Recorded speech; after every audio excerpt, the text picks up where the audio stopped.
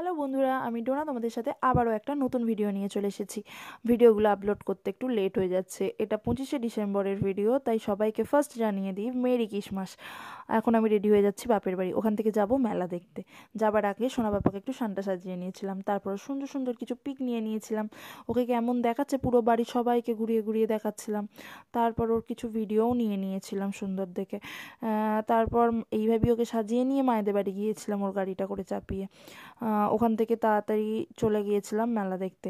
সোনা বাবাকে যাতে ঠান্ডা না লাগে তাই তাড়াতাড়ি ফিরে আসবে বলে সন্ধ্যা হবার আগেই মেলায় পৌঁছে গিয়েছিলাম, তাই তখনও খুব একটা ভিড় হয়নি মেলাতে। ওখানে মা জিলাপি বাদাম ভাজা এইসব কিনে নিচ্ছিল। মেলার মেন আকর্ষণ হচ্ছে এই যে এইগুলো। এখন অতটা কিছু মনে হয় না এই জিনিসগুলো দেখলে, বাট ছোটোবেলাতে খুব মজা লাগতো। ফার্স্ট মেলাতে যাওয়া মানে ফার্স্ট গিয়ে এটাই দেখবো এরকম একটা ব্যাপার। তারপর দেখে আসতাম কেমন কী সাজিয়েছে না সাজিয়েছে, বাড়িতে এসে সবাইকে বলতাম এই সাজিয়েছে ওই সাজিয়েছে।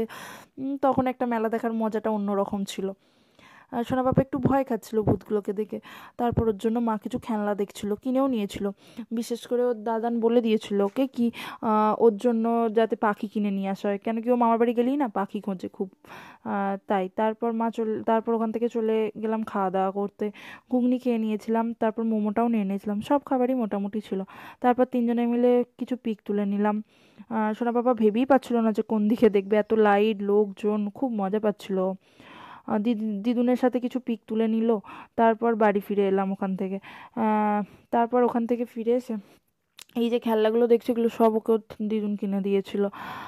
কীভাবে যে একটা সুন্দর সন্ধ্যা শেষ হলো মেলা দেখতে দেখতে বুঝতেই পারিনি।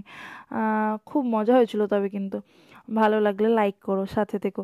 খুব তাড়াতাড়ি আসবো নতুন কোনো সুন্দর ভিডিও নিয়ে। Bye, thank you for watching.